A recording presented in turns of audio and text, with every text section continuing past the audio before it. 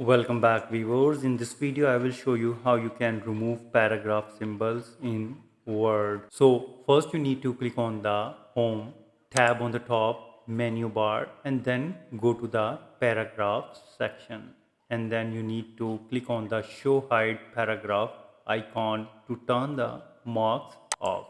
Right now I'm doing it, but it is not turning off. So to do that, you need to click on the file and go to the options and click on the display. And under the always show these formatting marks on the screen, you need to uncheck the paragraph marks and click OK. And here you can see that paragraph symbols are removed. Again, if you click on this paragraph marks, you will see that it has been turned on, and when you click on this, it will be turned off. So this is pretty simple and easy. I hope you understand how you can remove paragraph symbols in Word document. If you think this video is helpful, please support my channel. Thanks for watching.